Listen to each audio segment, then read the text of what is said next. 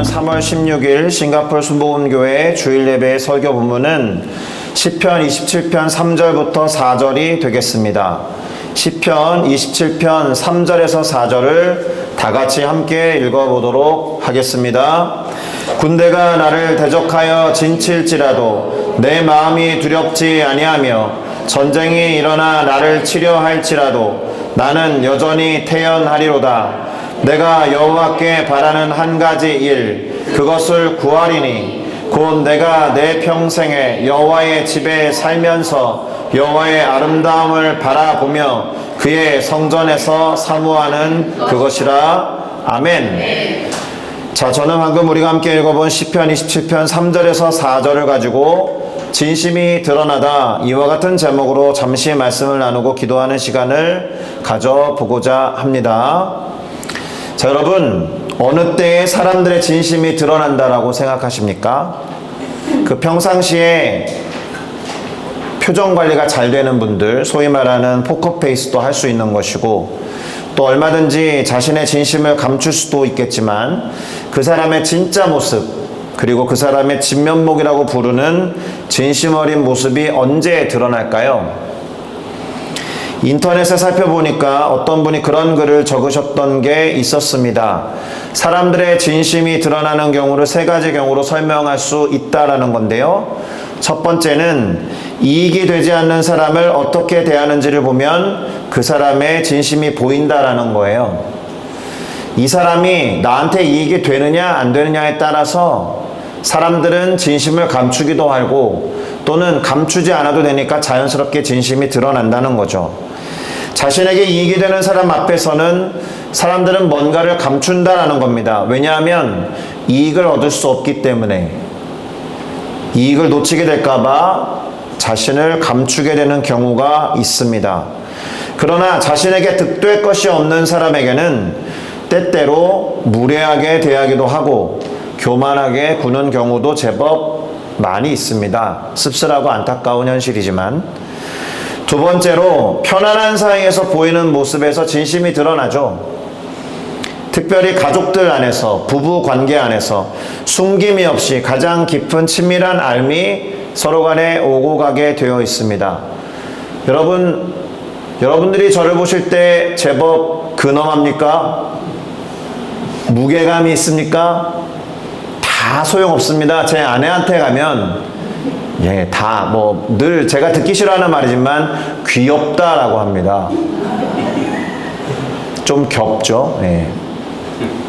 그만큼 배우자가 가장 잘 아는 것 아닙니까? 그 사람의 진심을. 마지막으로 자신의 이익이 침해를 받을 때 순간적으로 드러나는 모습을 통해서 그 사람의 진심을 알아차릴 수 있다라고 말합니다. 자, 어떻습니까? 이 세 가지 경우에 진심이 드러나겠구나 라는 이 생각에 동의하십니까? 그런데 세 번째에 해당하는 것일지도 모르겠지만 무엇인가가 진심에서 우러나오는 경우는 위기의 상황 가운데, 그리고 촉박하고 긴급하면서 다급한 상황에서 잘 드러날 겁니다. 목숨이 위태로운 경우, 심각한 위험이 닥쳐왔을 때에 진심이 드러나기 쉽다라는 거예요. 그렇죠? 최근에 제가 주간 순복음에 소개한 책 한 권이 있습니다. 김은국 작가의 순교자라는 책이 있었는데요. 그 책에는 한 목사가 등장합니다. 주인공이죠. 신목사라고 부르는 사람입니다. 6.25 당시에 신목사가 있던 지역이 북한군에 의해서 점령을 당해요. 그때 다른 13명의 목사들과 함께 총 14명이 잡혀가게 됩니다.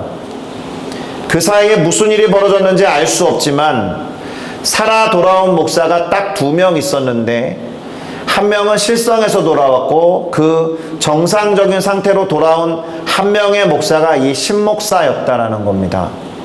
자, 그러면 12명의 목사들은 죽었고 살아 돌아온 목사는 신목사 한 명이고 함께 돌아온 한 목사라는 분도 실성해서 돌아왔다면 사람들은 자연스럽게 어떻게 생각할 것 같습니까?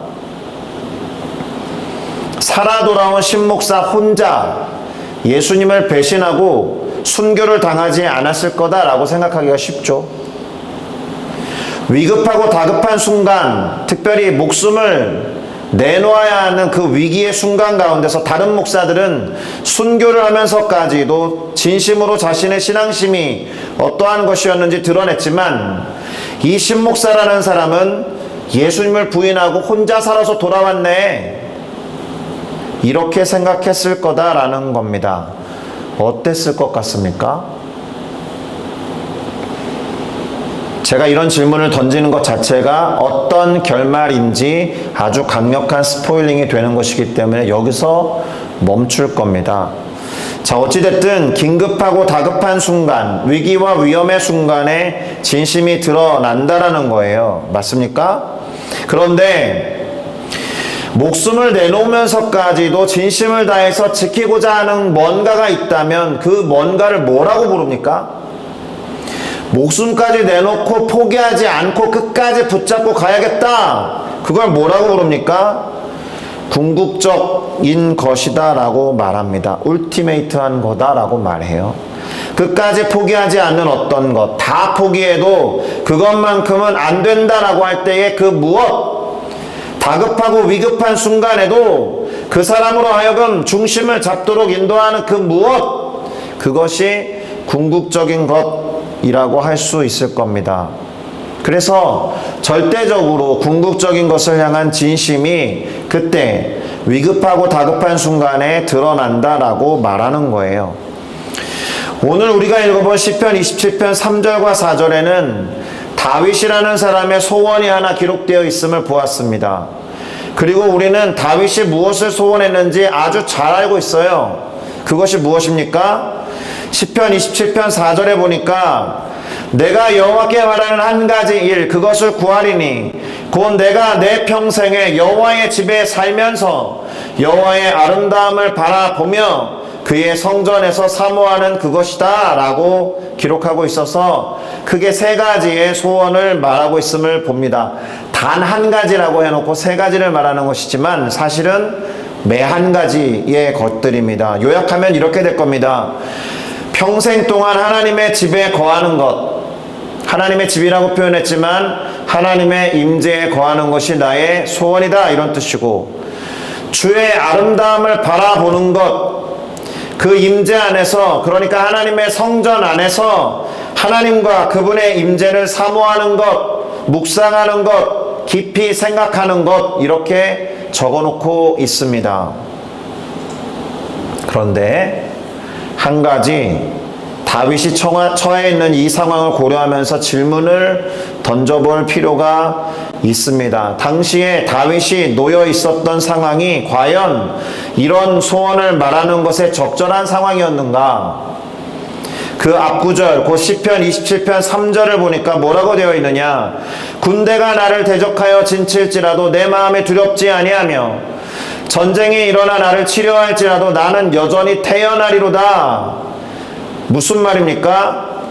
군대가 자신을 대적하여 진을 치는 상황, 자신을 치고자 전쟁이 일어난 상황이라면 보통의 경우 사람들은 무엇을 소망합니까? 생명을 구원받기 원한다라고 소망하겠죠.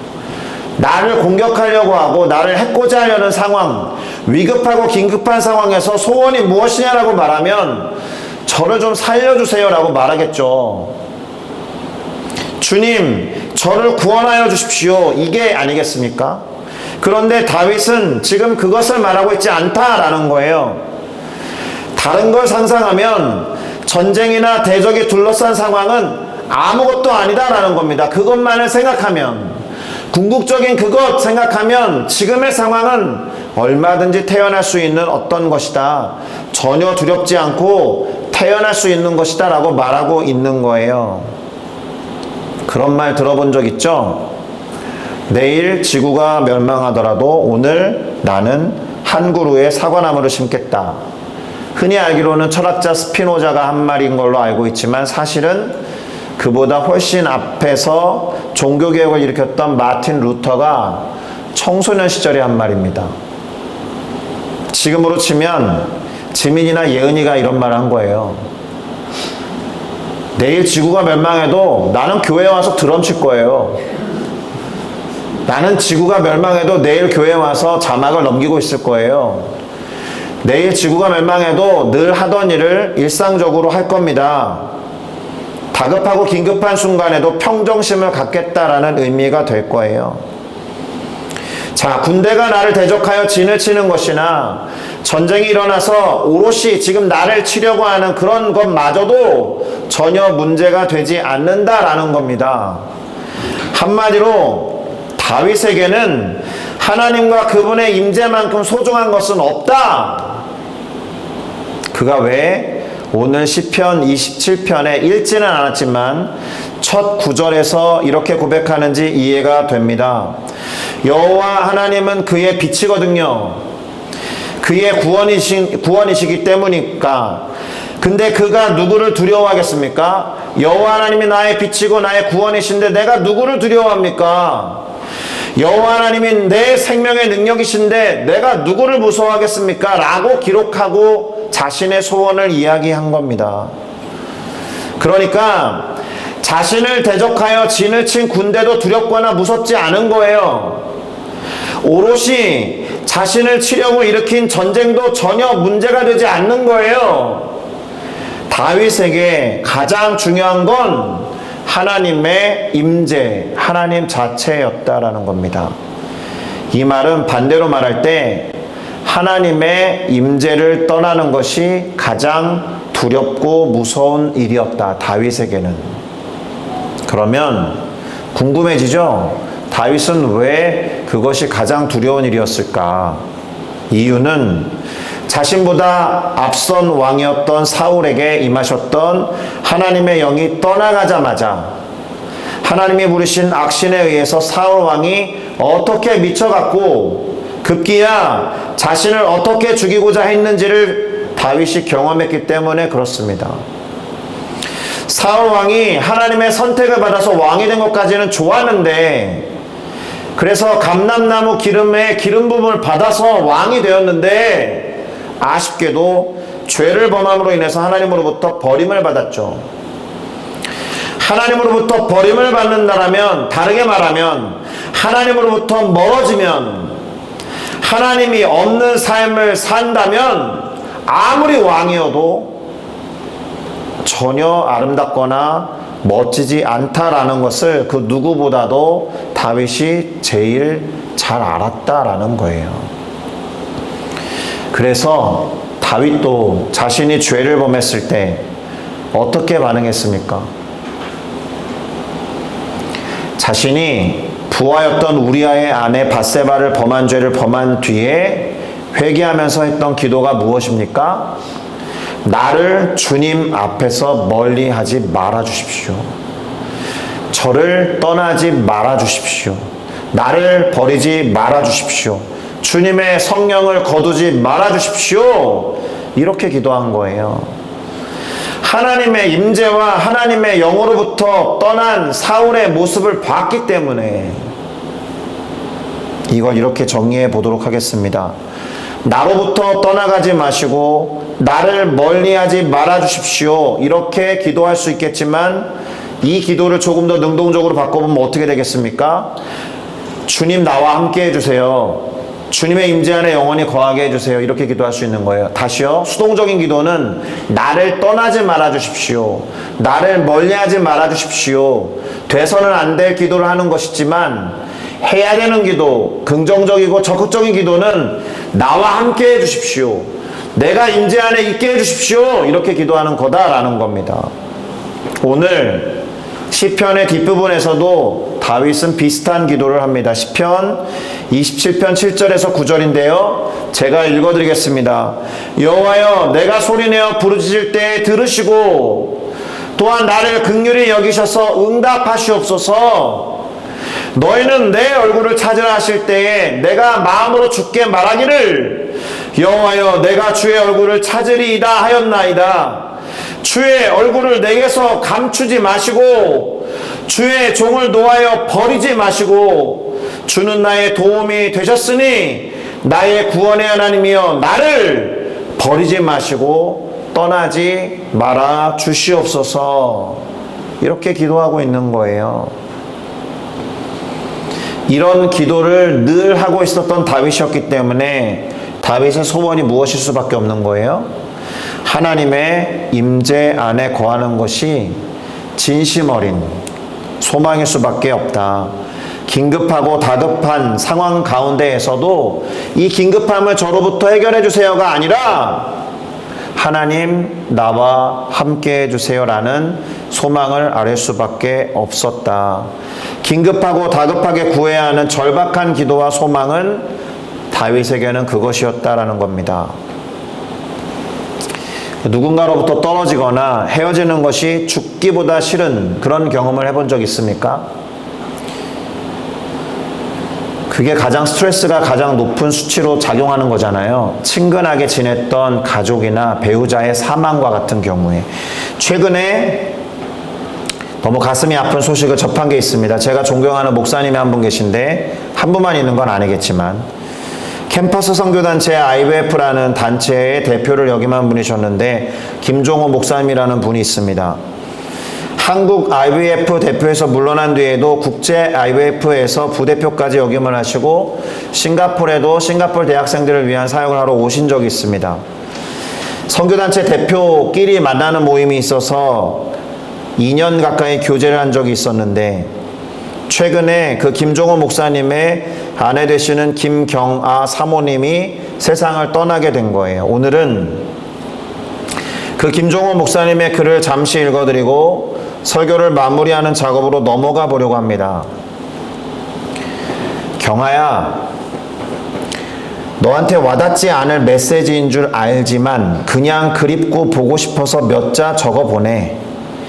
나한테는 친구도 많고 우리 둘 사이에 있었던 세상 부럽지 않은 딸도 셋이나 있지만 경아, 네가 없으니 너무나 공허하고 외롭네. 대체 얼마나 더 슬퍼야 이 아픔이 줄어들까 모르겠다. 너의 빈자리가 이렇게 클 줄은 몰랐어. 지금 난 미국에 와 있어. 비행기 아니야.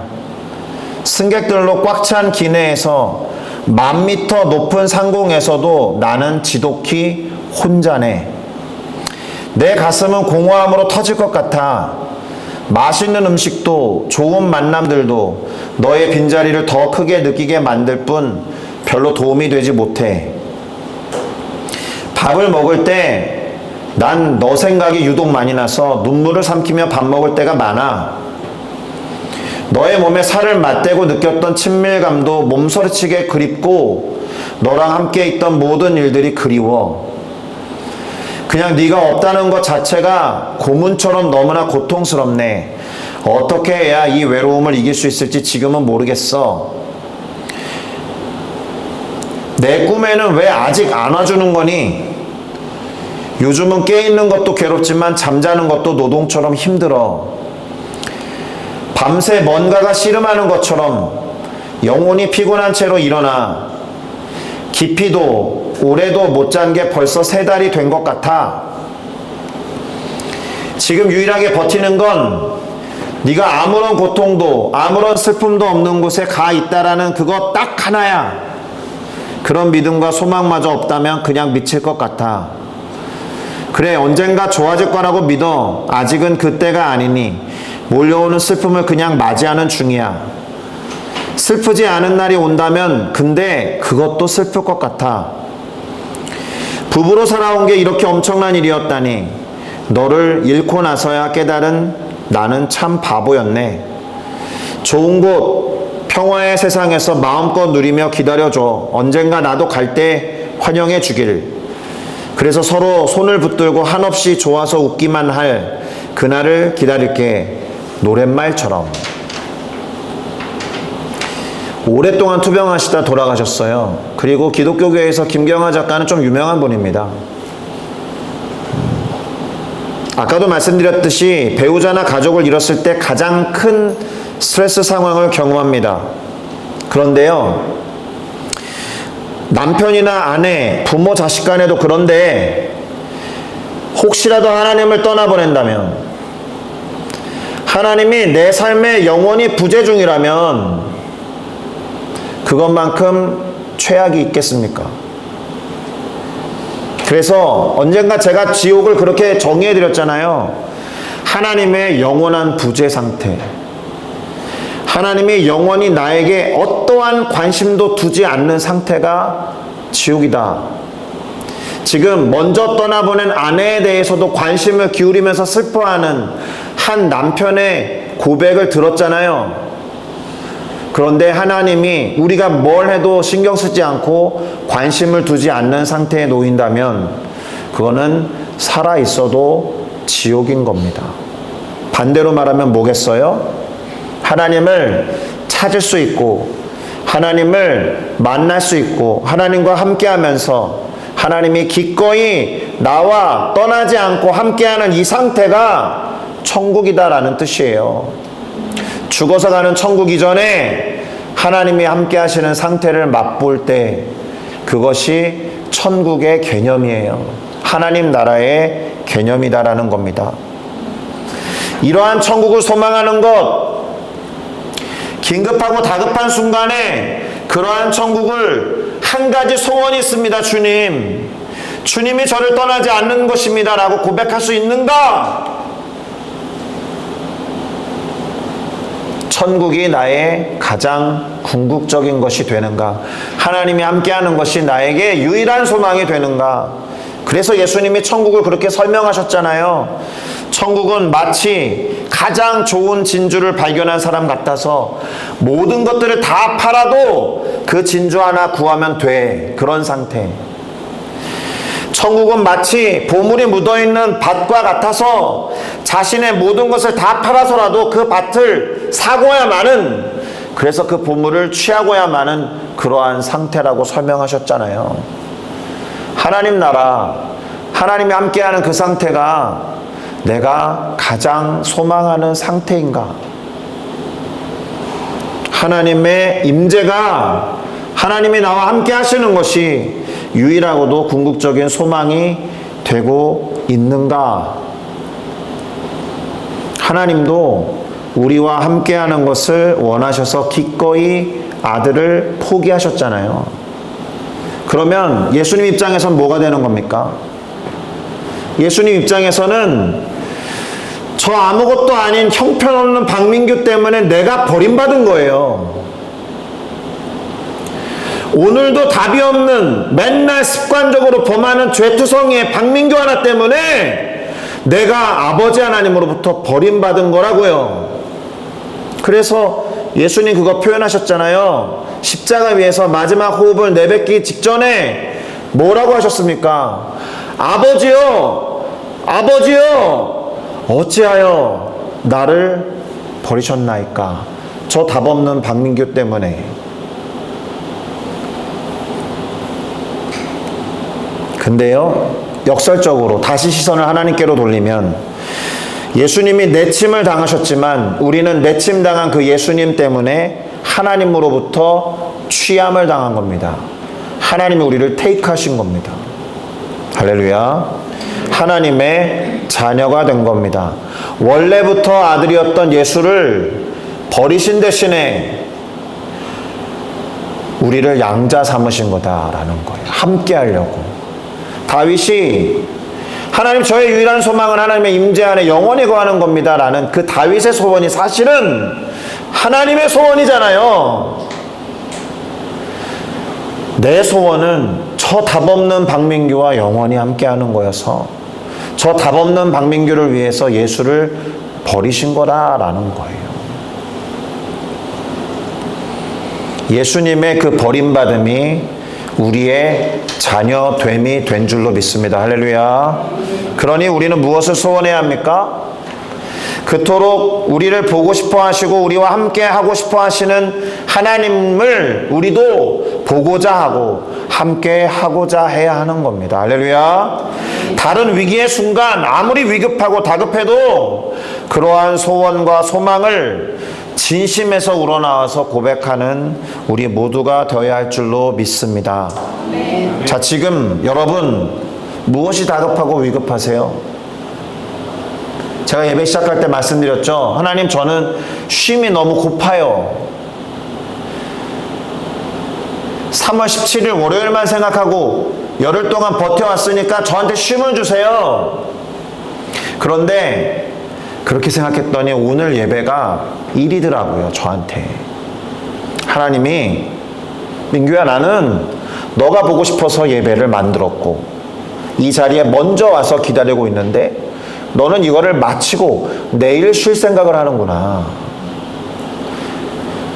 예배는 하나님을 만나서 쉬는 시간이 되어야 합니다. 할렐루야. 아멘. 그런 마음으로 지금 갖고 있는 여러 가지 소망들이 있어도 괜찮아요. 하나님이 함께 하시면 다 괜찮아요.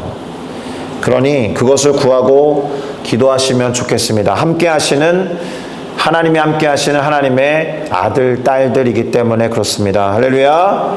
자, 그런 마음으로 기도하면서 하나님과 함께 소원을 이루어가는 우리 모두가 되어야 할 줄로 믿습니다.